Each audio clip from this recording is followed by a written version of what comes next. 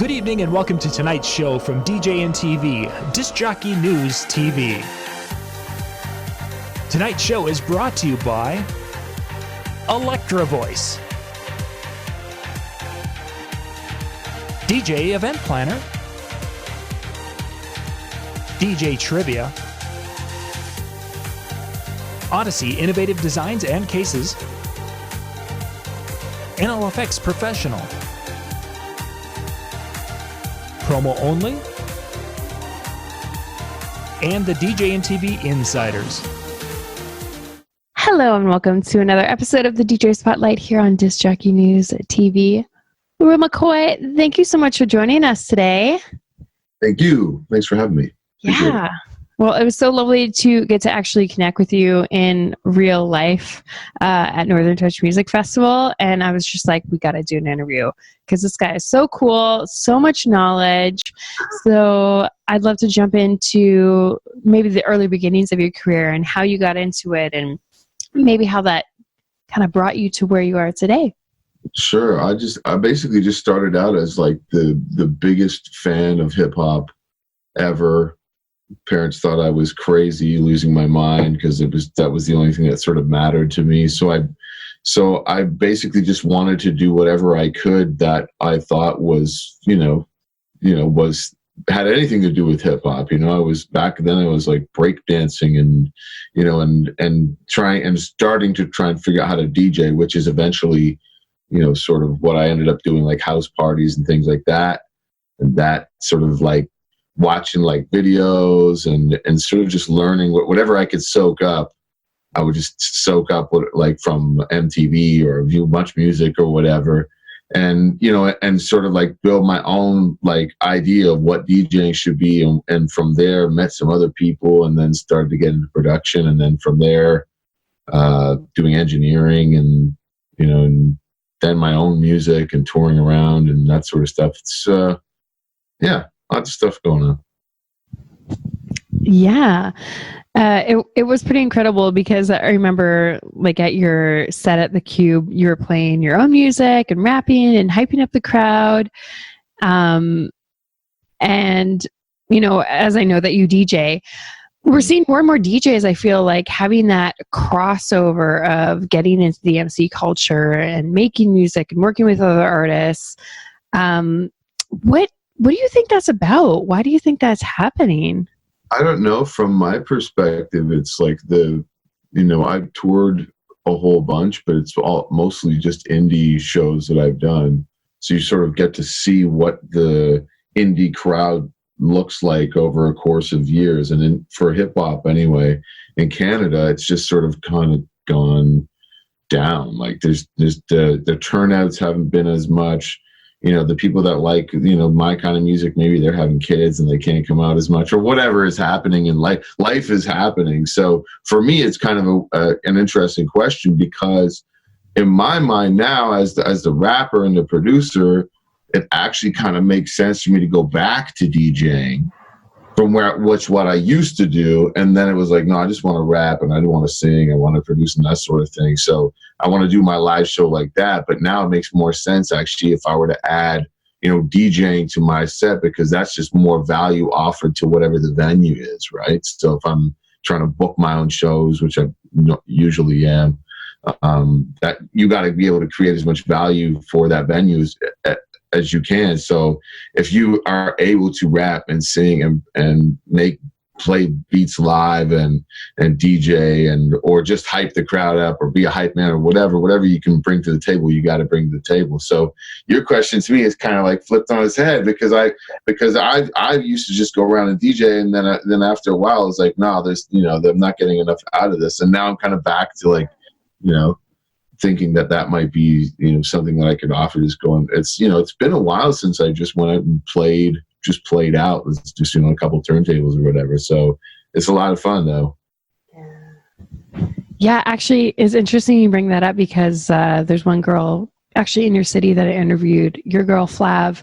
She is like a singer, songwriter, and DJ. Okay. And like, that's how she ends up sometimes getting some of her music out there. So she played like, she was one of the first female DJs to play the Toronto Raptors game, and meanwhile, like, her other passion is singing. And so it's like these opportunities coming from both realms. I know with you, you're also teaching, which I think is so rad. And I caught you at the production workshop that you did for Northern Touch Music Festival. Before we jump into like some of the workflow stuff, why are you passionate about teaching others, and how have you found that help you as an artist?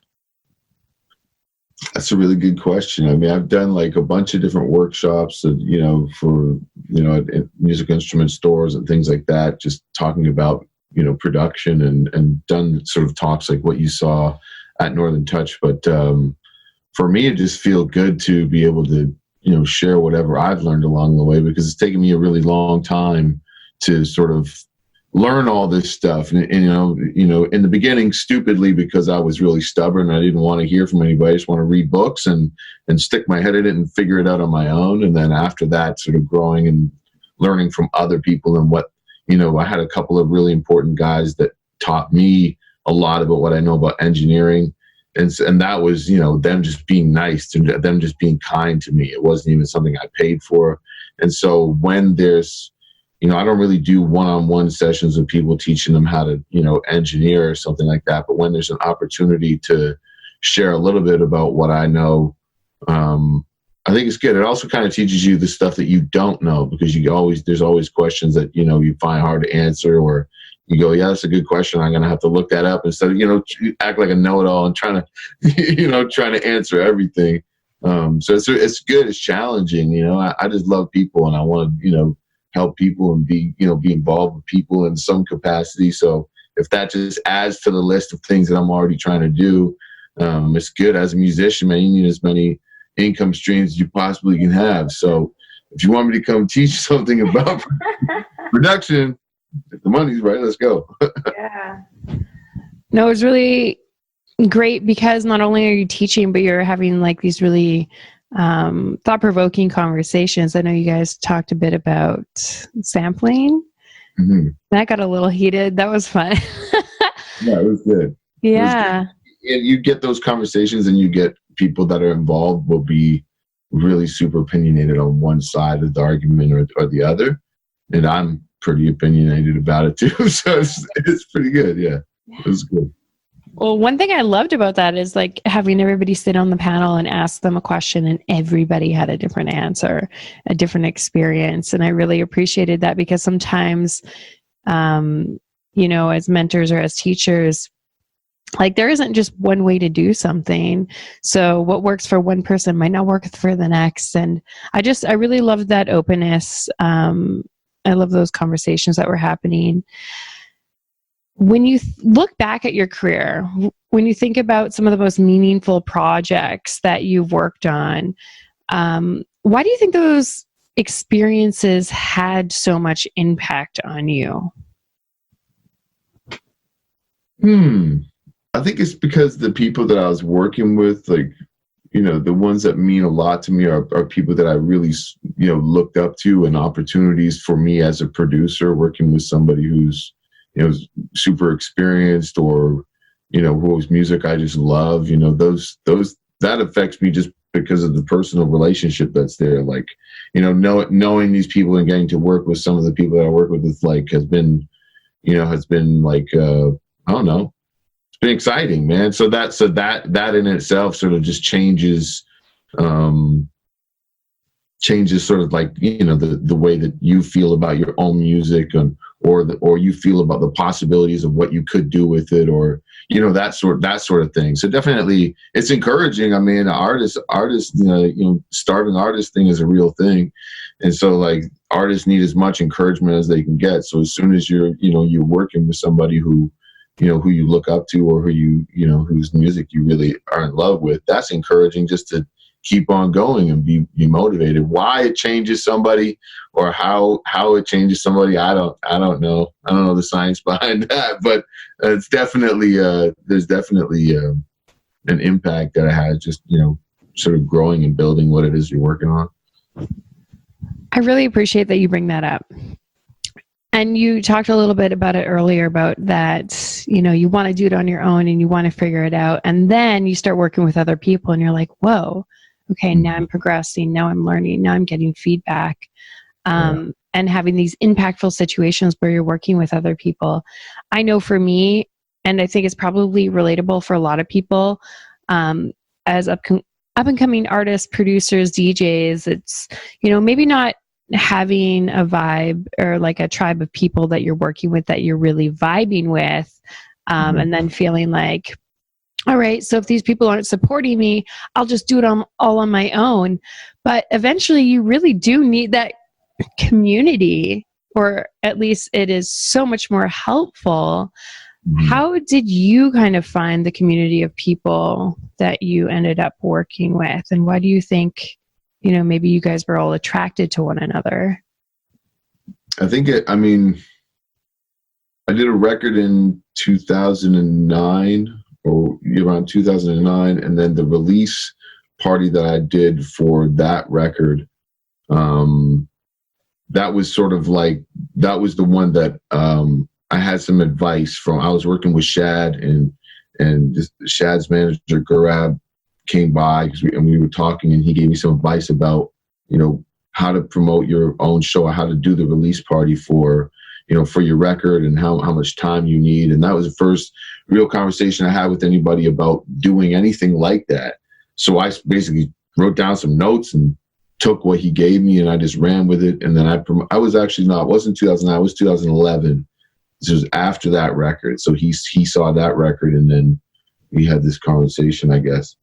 In any case, yeah, I sort of took it and ran with it, and just was out there like in the cold for 2 months, handing out flyers after shows and meeting people, and also not just doing that, but going to the other hip hop shows and, you know, meeting people and being, you know, connecting with people. Like that's the main, just going out there, getting off your ass and going out there and connecting with the, you know, the community and, you know, whatever events that are already happening is really the only way to, I think it's crucial. I think if you don't do that, I don't think that you can have a successful career unless you get off your butt and go out there and actually, you know, pay money to get in and supporting the people that are out there doing it and meeting them, and, you know, and then honoring them as somebody who's been there before you, and then, you know, trying to, you know, like that for me has like been the most crucial part of anything that I've done, for sure.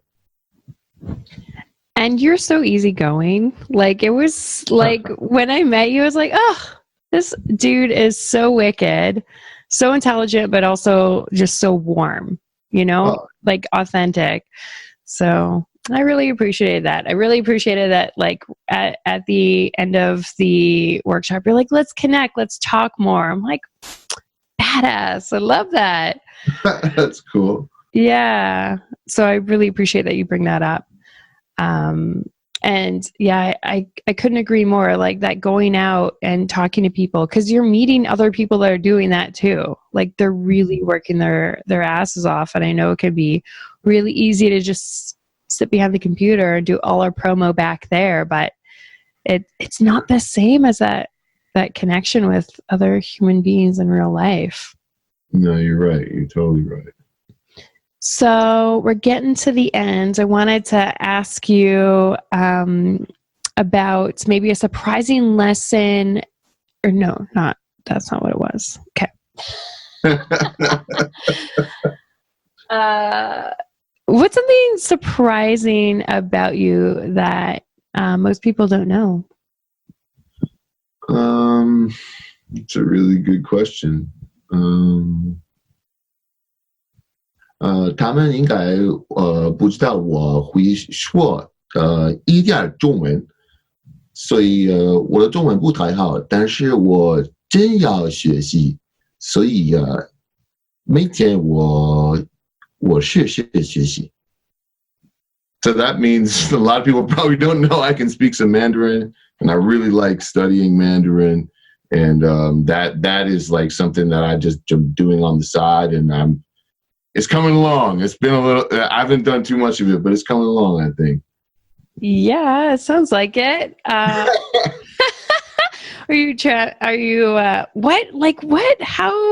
What got you into wanting to learn that? That's cool. My dad has a business, and I was trying to help him out with it for a couple of years, and I was in, one of the branches of his business is in a place called Suzhou. It's in China. It's about 3 hours south of Beijing. So I spent some time over there. I went there a whole bunch of times and was trying to help out with the business. And the first time I went, I was like, what is in China? Like, I don't know anything about China. I thought this is going to be a really boring business trip. And it was actually, I came back and was like, when can I go again? I had to get back there. And so I just started taking some lessons, and it's really cool, man. I think that there's so much to learn about it. Like, the culture there, it's so like the history is so ancient. It goes back so far. It's amazing. So for me, that's like, maybe that's the thing that I don't know, that people don't know that I don't know. That's a part of me that people don't know, I guess. It's the only thing I can think of. Pretty cool though. And that's kind of like a life lesson. It's like, oh, do I really want to do this? And then you go and you do it. And you're like, oh my God, what if I had missed doing that? Like, yeah. That during Northern Touch Music Festival, I was only planning on going a couple of the workshops, and then I'm like, no, gonna like drop off my kid, whatever, with the childcare, and then go. And I think that was just such an enlightening experience, and I felt like I was high, just meeting all those people and connecting and learning, and it was so awesome. I can't wait for next year. It was a really, really good experience. It's definitely an event that people should be coming out to, and like you said, like connecting, like we were talking about. Yeah. Yes. Yeah. And like, I just kept thinking, I talked to Shay about this. I'm like, the electronic music people can learn so much here in Winnipeg from like the urban and hip hop community. 'Cause wow, these people just want to learn and grow and encourage one another. So it was just such a positive experience. Speaking of music, to end this interview off, I would love to hear about any exciting things that are coming up or recently released that you want people to know about, events. Let us know, and we'll make sure to link everything below, of course. Yeah, okay, for sure. Well, my latest record just came out on Electric Recordings. It's called A Different Crown. Just came out on Friday, actually, just a few days ago. So I'm a little groggy today because we just finished like a weekend of celebration, celebrating that it's done, that it's there. But yeah, definitely please check that out. There's a whole bunch of different records that I've done that you can find on all the streaming services, Bandcamp, that sort of thing. Yeah. What's coming up? I don't know, man. I just finished a tour.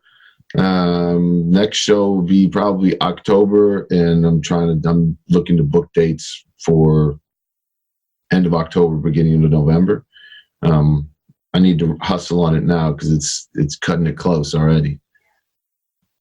Yeah, we'll make sure. Yeah, wicked. Oh my gosh, your music is pretty phenomenal. Your live shows are incredible, and I hope we can link some more people up this route as well. I really appreciate you taking the time to sit down with us today. Thank you. I really appreciate it too.